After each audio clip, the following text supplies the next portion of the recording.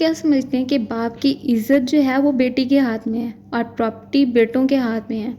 اسلام میں جہیز دینا منع ہے، لیکن ہم آج کل کیا کرتے ہیں، ہم جہیز دیتے ہیں لیکن ہم وراثت میں حصہ نہیں دیتے۔ اسی طرح حضرت جابر علیہ السلام فرماتے ہیں کہ جو شخص 2 بیٹیوں، 2 بہنوں، 2 پھوپھیوں یا 2 خالاؤں کی کفالت کرتا ہے، ان کی کفالت اسے جہنم سے محفوظ رکھتی ہے۔ شخص تھا جس نے اپنی بیٹی کی شادی کی، اس کی ایک ہی بیٹی تھی، اس نے اپنی بیٹی کو ان گنت جہیز دیا، جہیز دے کے اور اس کی ایک دھوم دھام شادی کر کے اسے اپنے گھر سے رخصت کر دیا۔ چند ہی دنوں بعد اس کی ماں اور اس کے باپ کا انتقال ہو گیا۔ جب اس کے ماں باپ کا انتقال ہو گیا تو چند ہی عرصے کے بعد اس کے شوہر نے اس سے یہ خواہش رکھی کہ تم جاؤ اپنے بھائی سے اپنا حصہ لے کے آؤ۔ وہ عورت اپنے شوہر کے کہنے پہ اپنے بھائی کے گھر جاتی ہے اور روز اپنے بھائی کو یہی کہتی کہ مجھے وراثت میں حصہ چاہیے۔ اس کا بھائی اس سے روز لڑتا، اسے گھر سے نکال دیتا۔ وہ عورت واپس اپنے گھر آئی تو اس نے وراثت سے میرا حصہ دینے سے انکار کر دیا۔ اس کے شوہر نے بھی اپنی بیوی کو برا بھلا کہا اور اس کی ساس نے بھی۔ سکون ٹوٹلی خراب ہو چکا تھا، وہ بے سکون رہنا شروع ہو گئے۔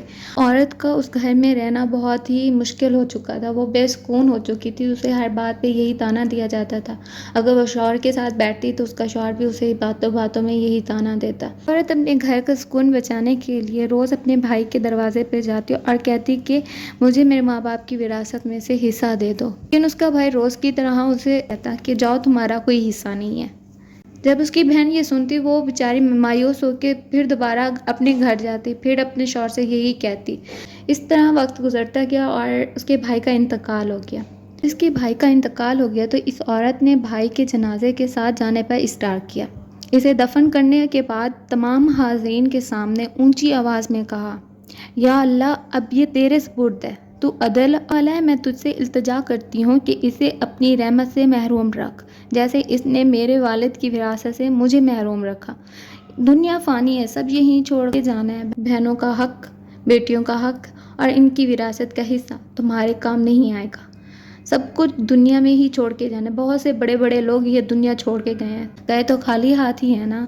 ذرا ہوش کے ناخن لیجیے، اپنی آخرت خراب مت کیجیے، اپنی بہنوں اور بیٹیوں کو وراثت میں ان کا حق فوری ادا کریں۔ لڑکیاں تو بہت پیاری ہوتی ہیں، رسول پاک صلی اللہ علیہ وسلم نے فرمایا لڑکیاں تو مہربان ہوتی ہیں، وہ تو مددگار ہوتی ہیں، کام کے لیے تیار ہوتی ہیں، بابرکت ہوتی ہیں، پاکیزگی کو دوست رکھتی ہیں، ان کو دوست مانتی ہیں۔ اللہ تعالیٰ لڑکیوں پر بہت زیادہ مہربان ہے۔ پھر ہر وہ شخص جو اپنے رشتہ داروں میں سے کسی خاتون کو خوش کرے گا، اللہ تعالیٰ اسے قیامت کے دن خوش کر دے گا۔ بیٹی کا فیصلہ غلط ہو جائے نا تو معافی نہیں دی جاتی، اس کو نہ معاشرہ معاف کر دیتے ہیں نہ اپنے۔ اور اگر بیٹی کی زندگی میں ماں باپ کا فیصلہ غلط ہو جائے تو کہا جاتا ہے کہ بس بیٹی کا نصیب ہے۔ باپ کو بھی چاہیے جب وہ جہیز دے رہے ہوتے ہیں تو انہیں چاہیے ہوتا ہے کہ وہ وراثت میں بھی اپنی بیٹی کو اسی ٹائم دے دے حصہ، جہیز تیار کر رہے ہوتے ہیں۔ اسی طرح اگر وہ اپنی بیٹی کو وراثت میں حصہ بھی دے کے رخصت کر دیں تو اس طرح وہ اپنے بھائیوں کی محتاج تو نہیں رہے گی۔ میرے بھائی اپنے ہی حصے کی اپنی بہن کو چیز دے رہے ہوتے، آدمی کیا ہوتا ہے کہ وہی بہن جسے وہ بچپن میں اپنے حصے کی چیز دیتا تھا، آج وہ اپنے باپ کی وراثت میں حصہ مانگ رہی ہے تو اسے گھر سے نکالا جا رہا ہے۔ میں سمجھتی ہوں کہ ماں باپ کو اپنے جیتے جی اپنے بچوں کو وراثت میں حصہ دے دینا چاہیے، تاکہ کل کو اگر ماں باپ گزر بھی جاتے ہیں نا ان کا پیار کم نہ ہو۔ معاشرے میں دیکھ لیا جائے نا، بہن بھائی سے بات نہیں کرتے یا بھائی بھائی سے نہیں بات کرتا تو ان کی وجہ کیا ہوگی؟